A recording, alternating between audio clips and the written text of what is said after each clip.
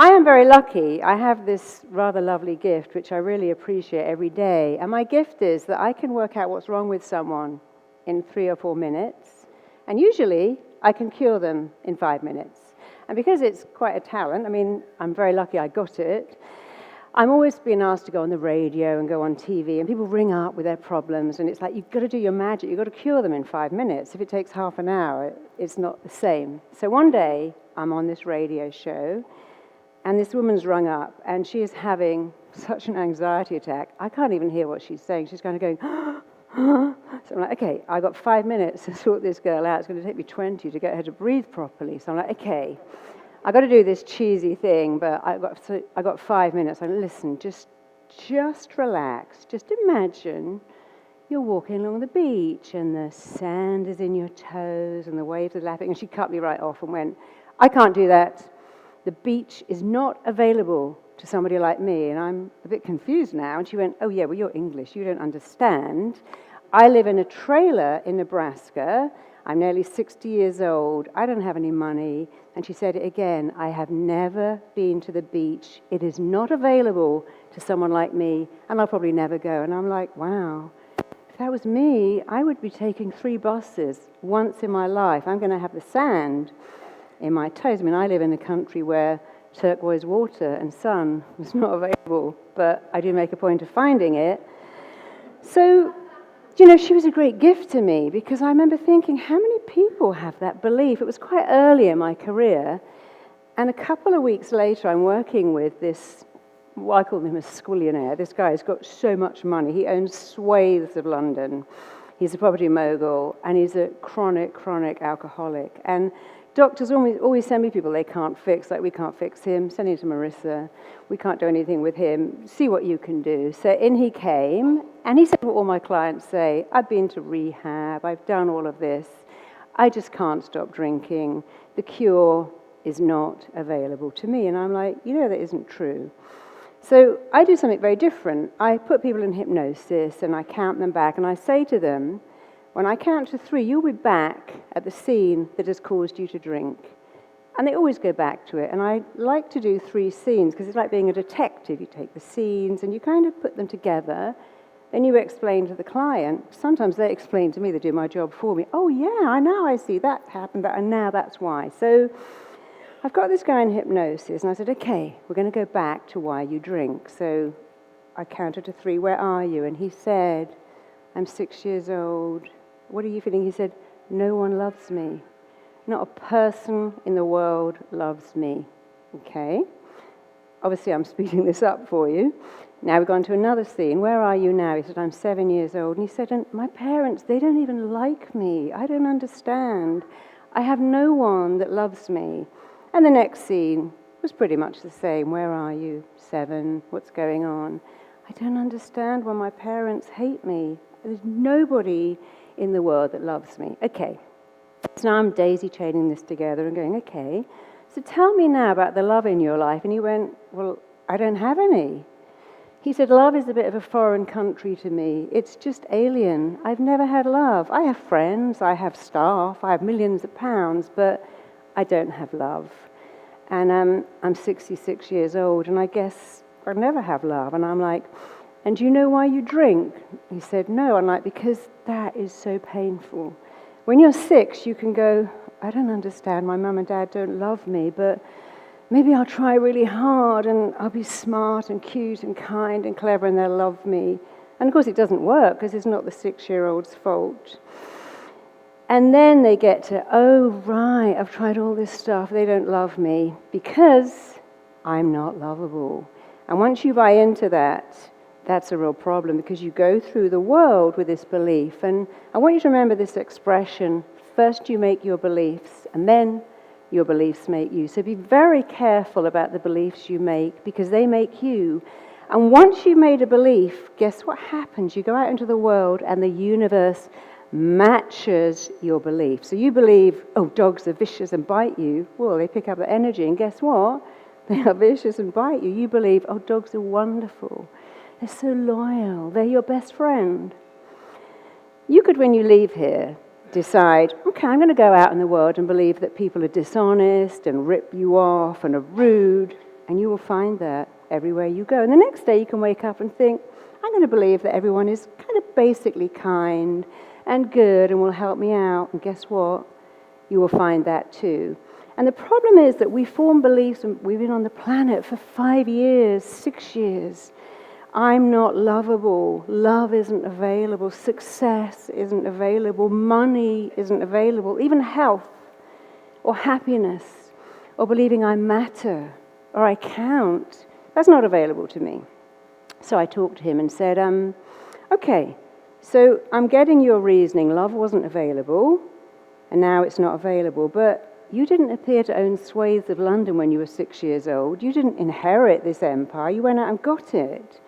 Why don't you go out and get love? And he went, but I don't know how to do that. And I said, well, how do you know how to go out and buy all this land and all these hotels and all these apartments? So eventually I got him to understand that it was just a belief. And I said, you know why you're an alcoholic? Because it's so painful to say, I'm not lovable. Better to go, I'm not lovable because I'm an alcoholic. I don't have love because I'm an alcoholic.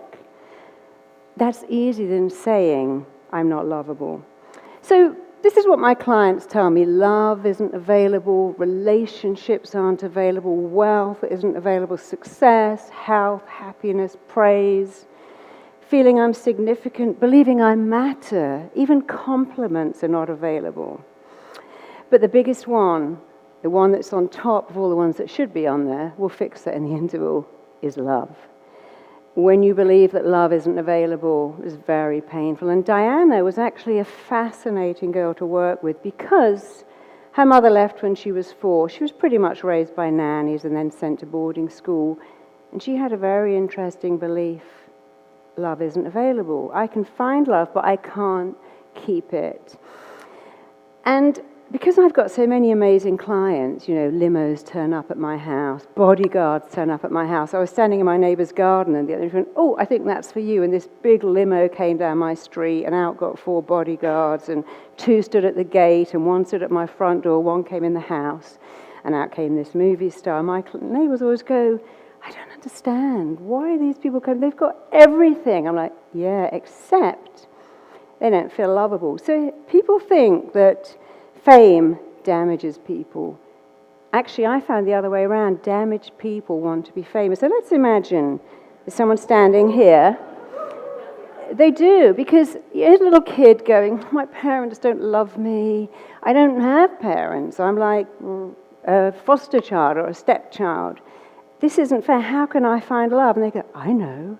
I'll become rich and famous and everyone will love me. So they go over here and suddenly they're rich and famous, and they go, yeah, but you know what? They love this body. They love this talent. They love this voice.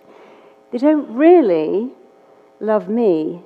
And now they're screwed because when they were over there, there's a guy, I'm going to go over there and I'm going to be loved. And now I'm over here and I don't feel any different than I felt before. I still feel unlovable. And now I've got nowhere to go except down. And everyone knows about it. And that's when a lot of my clients start to implode because the drive to be famous is because they never felt lovable. And when they get fame, they still feel unlovable. So Diana did what a lot of people do. She gave what she wanted to give. Do you know the percentage of nurses that come from dysfunctional families is astonishing?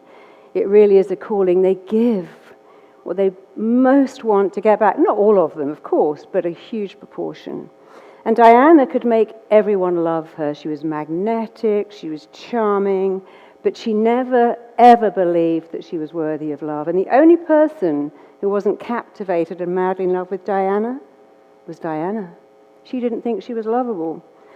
And Marilyn Monroe was very interesting. Someone asked me the other day if I worked with her. I'm like, no, I'm really not old enough to have worked with Marilyn Monroe.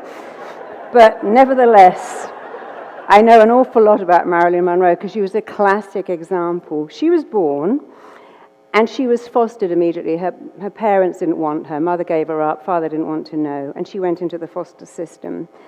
And when she was 2.5, she lived with a foster mother who had her own child, also 2.5. And of course, her own son would go, Mama, Mama, Mama. And Marilyn started to go, Mama, Mama, Mama. And the foster mother went, no, you mustn't call me Mama. I'm not your Mama. You can call me Auntie.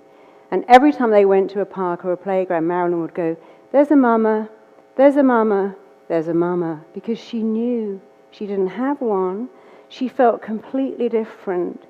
And she kind of was already forming this belief that she was never going to have the love that other people had. And she went through life with an interesting belief that love is available for a little while, because she would get a bit of love in the foster care, then she'd get moved. And when she married Arthur Miller, she was planning her divorce on the day she got married to him because of her belief that I'm not really lovable, I can get it, I can't keep it. And her shrink had said to her one day, "Marilyn, what is going on with, I've just seen this footage of you dancing in front of all these GIs. You're sewn into this dress, everything's falling out, and you have no underwear on. What is that about?" And I'm going to quote what she said word for word. She said, "I need everyone to love me. I must belong to the whole world because I have never belonged to anyone or anything in my whole life, and I fear that I never, ever will." And that is a word-for-word quote. I need the whole world to love me. I must belong. I've never belonged to anyone or anything. And that is the real problem with feeling unlovable, that you kind of pick it up and then it kind of radiates out from you and people pick up your beliefs. So I was asked to work with Amy Winehouse, and I really wanted to work with her. She was quite a fascinating girl, and in preparation for my working with her, I read up a lot about her. I already knew Amy is an alcoholic, Amy is a drug addict, Amy is anorexic, and bulimic veers between the two. Amy has depression, and Amy is addicted to really damaged men that are going to bring her down. And she didn't turn up for any appointment, and I only ever spoke to her on the phone. And I said to her, "Why didn't you turn up?" And she said, "What's the point? I'm damaged beyond repair. Forgive me if I swear." She said, "I'm complete. You can't help me. No one can help me." And the problem with Amy is that she did go into rehab and get clean many times, and she could give up drugs, and she could give up alcohol, and she could, for periods, stop being anorexic, but she could not give up this belief that being normal was not available to her. And she never wrote a happy song. She wrote "Back to Black." "My tears dry on their own. Love is a losing game." If you listen to those lyrics, it's so tragic that even being loved, I'm going to lose at love. And then she wrote, "I told you I'm trouble, I'm no good." And she really believed that. And if you listen to "Back to Black," she's talking to her boyfriend, and she said, "You go back to your old girlfriend, you go back to normality, and me, I go back to black. I go back to darkness. I go back to depression. I go back to being so abnormal, and there's nothing normal available." And I know that it was that belief that killed her. It wasn't drugs. It was the belief that normality is not available. Of course, beyond that belief is the real belief, I'm not lovable. And see, Whitney Houston, she was the same. When she was 16 or 17, her record label pushed her as this God-fearing, deeply religious, pure, wholesome girl. That was okay, but she was already a drug addict, and she was already being told you must not let anyone know your real sexuality. Hide that, pretend you're madly in love with Bobby Brown and live a lie. And she did, and it was so abnormal. And she too had this belief, normality, that's not available to me. And then her poor little daughter was brought up in a house where normality was not available. So I'm going to talk to you today about your beliefs, and I want you to think about what you think is not available to you. Who here, be brave, I'm not going to embarrass anyone, it's not my thing. Who here might just have a belief that real, wonderful, lasting love is not available to them? Put your hand up. Who here might have a belief that being really, really successful and keeping that success going is not available to them? Who believes that money, making money, keeping money, not available? Who believes that knowing they are deeply significant, they really matter, they're here for a purpose, they have an extraordinary gift? Who thinks, no, that's not available to me? Okay. And who here might believe that even being healthy isn't available to them. So, someone told you this. No one comes into the world, a baby is born, and the first experience, everyone looks at them, the doctor, the nurses, the midwives. They go, oh, don't look at me. A bit fat today, my stomach sticks out. Babies love being looked at. And if you take your baby home and shut it in a cupboard, what's going to happen? It will scream for days because its belief is, someone's going to come and look after me because I'm so cool. All my needs are met in the womb, so they're going to be met out of the womb. And people are going to take care of me because I'm lovable. And then someone, somewhere, tells you the opposite. And you've got to think, who is that person? What do they know? Even doctors tell. See, whatever you tell your mind, it will believe. So let me do something with you. I want you to just put your arms out in front of you as if you're holding like reins or the handlebars of a bike. Just put out your hands and close your eyes. And I want you to imagine, to tell yourself that in your left hand you are holding an enormous red fire bucket. And it's filled with 60 pounds of sand, and it's getting heavier and heavier and heavier. So in your left arm, you're holding a bucket of sand, and it is so heavy, you can feel the weight right up into your shoulder. You can feel it in your elbow. You can feel it in your wrist.